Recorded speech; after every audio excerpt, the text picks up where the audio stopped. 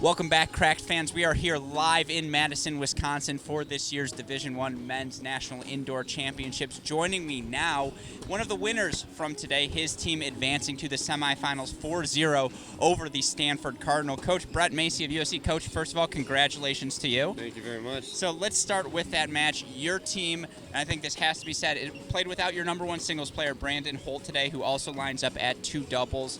Obviously, when you lose a player of that caliber, it's going to affect your roster, but you guys looked so solid at the start of doubles. Did you know Brandon wasn't going to play coming in today, and how did you guys adjust from the get-go to come out as strongly as you did? Yeah, I mean, after yesterday, Brandon put forth a lot of effort, and we talking to the trainers, we had a very high chance that he wasn't, unless he woke up just feeling absolutely amazing, that he was probably not going to go. So last night we prepared that way and let everybody know where they were going to be in the lineup for singles and doubles, and so I think that gave them a sense of security, knowing what they had to go do, what they were needed to do, and it showed in their play. I mean, really, what I was most impressed about was just our energy that we exerted on Stanford from the start of doubles and then we just kept it through out singles. And look, we talked about yesterday what Brandon put forth for us and laid his heart on the line for this team, and we said today we got to do it for him, and the guys did that. Yeah, so for you in particular, you talk about that energy. I know you guys played Stanford at the end of January. That was a 6-1 decision. You took the doubles point then, but on that instance, it was Brandon and Moore who got the win at 2. You got a win at 3 as well from Stefan and I believe Ryder, or maybe it was Bradley. I think it was Brad. Yeah, it was Brad. Well, today your lineup, I saw you in particular during the doubles. You were locked in on court 1. Was it because you knew you were going to need your seniors up top, Riley Smith, Daniel Kuckerman, to flip the script? Why were you positioned there, and ultimately, can you talk about the effort your 2 seniors gave at the top of the lineup? Well, Dan was a junior. A junior, excuse me. No, the reason we had those us there today, like Chris moved to 2, because when we played up at Stanford, we were on those courts, so we kind of just knew from those matches before what they had, and kind of was fresh in our mind. And I've been with Daniel and Riley a bunch from the start of the year, so I decided to stay with them. But it was mostly because of the matchups we had up in Stanford. That, and I told Chris that he was 0-3 with Stephen Bradley, so he got the boot. So we had a nice joke about that at breakfast, and he agreed. He's like, yeah, maybe I should take a day off. And Deaton went up and got it done for us. So, look, Riley and Kookie have done an amazing job holding it up down there holding it up at 1. You guys saw the match. The level was super high. Guys were, teeing off on balls, and we were sitting in there, sitting down, looking for the volley, and, credit to both of them for just execution. Really, Riley was set up a big forehand or a big serve, and Kookie was all over the net. I saw like 6 angle backhand volleys that he hit off the court. No, his hands today were unbelievable, and it translated to the singles as well. He gets that first point for you on the board. I think it was 2-1, maybe 2-2 over a player in Axel Geller. That's a top 20, top 15 player in the country. Can you talk about, again, what it means for Daniel, number 1 player in the country, usually plays 2 singles. Today you ask him to hop into that number 1 spot, and he responds. Can you talk a little bit about his effort? Yeah, Daniel's he's such a team guy and an overall just great leader. Look, you got a guy who's very mature, obviously. He's like 23-year-old junior, been through a lot in his life, and he just wants to, do whatever he can for the team, no matter if he plays 1 or 6. It doesn't really matter. But, his level of play, look, it helped a lot. He beat Axel about a month ago at a tournament that we do right before the season starts, and so I'm sure that gave him a little bit of confidence as well. But look, when you ask him to lead and you ask him to step up, the guy will always do it for you. And everybody had to play up a spot for the most part at their position. And everybody throughout the line did not let them put a point on the board, and that was crucial. I think the only ranked player who you've played this week, or the only player you've played who isn't ranked in singles, might be Brandon. I don't know if he's hopped into the rankings yet, but you guys have options like Jake Sands, like Bradley Fry. At the bottom of your lineup today was Brad, who stepped into the 6 singles position. Obviously, Moore steps up, gets a win at 3. Ryder can get the win. And, it was a little drama there at the end, but he does end up serving it out, gets the win at 5. Can you talk about your depth, how that the options that affords you in these matches? Yeah, it definitely gives us a peace of mind that, if we have to pull a guy like Brandon or we have to pull a guy like, Jake's sick today. We couldn't even bring him over here because he's got the flu and we can't have him around the team. I'm going to take a step to the right as you say that. Yeah, we're not a healthy group right now for sure. But look, we from our fall season, the guys proved that they could go out and play with a lot of different players, and so that gives us confidence that when the name is called, they just have to be ready to go. And the guys understand, for the most part, that look, not every match they're going to get their chance, but when they do, they need to be ready. And Bradley, these are great conditions for him. Comes in, he's a great serving volleyer. He's an aggressive player.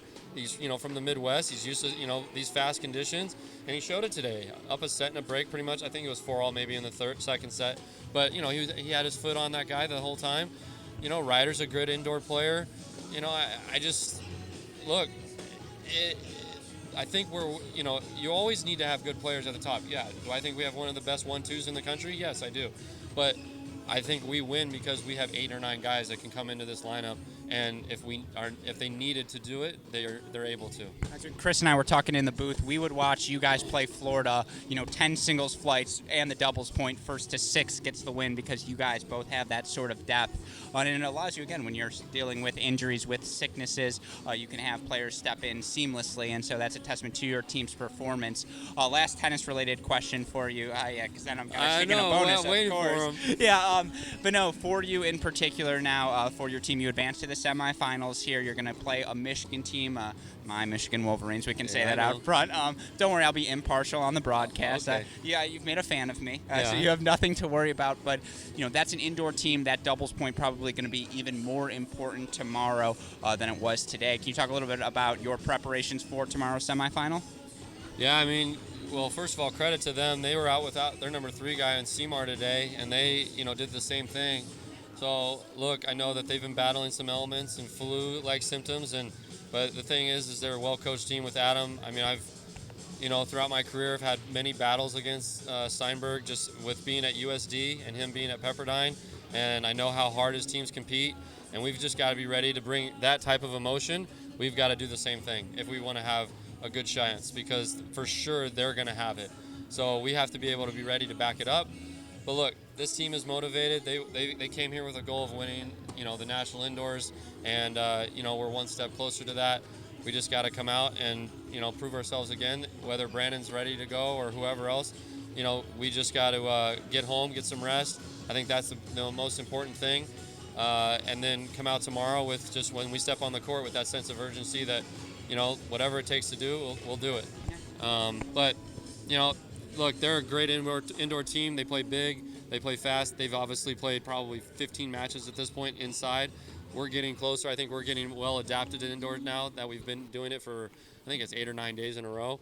So I start to see our guys feeling more and more comfortable on the indoor courts. Yeah, and look, it's going to be a really fun match, yes. Certainly, and I think that's our first semifinal for you fans at home, so be sure to tune into that one. All right, last couple questions for you. Okay. You mentioned you've been on the road now for 8 days, 9 days. You've been in this blistering cold. I don't know if it's blistering cold. I don't know if that's a thing, but it's really freaking cold outside. What do you? Blistering. Yeah, exactly. What do you Trojans do? You're fish out of water here, right in the frozen. What have you guys been spending your offseason? Just trying to get indoors, get rest as quick as possible?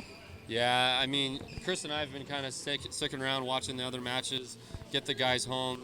Look, we've been gone, like you said, a week. A lot of guys go home, study, taking a few midterms here and there. But really, a lot of it is just resting and recovery. Maybe get a couple massages here and there. We haven't really taken in the sights yet. I'd love to go see the Capitol, maybe. Gorgeous. For sure, yeah, it's beautiful. And I think it's, from Brandon Holt told me, it's the only state capitol that is a replica of Washington, D.C. It's true. I don't know if that's true or not, but I do know the big dome is there, and that yes. when I played club tennis here, my father and my older brother and I have a beautiful photo on Facebook right now with that really? Background. So, well worth it. You can send it to the fiance, to the kids, and, a little, like, look where I am. You can say I made it out to D.C., but, yeah, it's really cool. And then for you, again, that coaching staff, you spend so much time with them. Quinta, Deaton Bauman, those are two goofy characters. I imagine you guys have had a lot of fun on this trip.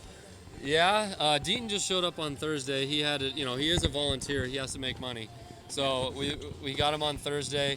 Chris and I, we definitely have had our share of good moments and funny times.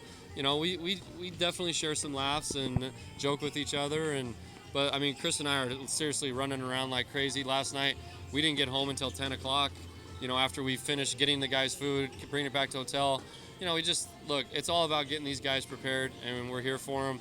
And that's the thing. I've got two really special guys. Even though as goofy as they are, they really care about the guys on this team, and they'll do anything for them. So. No, Chris Quinta, the only person in Cracked Racquets history, 0-1 in predictions. Last night he was telling us South Carolina 4-3 over UNC, and I know it was in jest. It was very close. It was a great match. Yeah, it was. But, just off there. But, Coach, thank you to you. Good luck to your team tomorrow. Not too much luck, but plenty of luck. Can I ask for a prediction from you?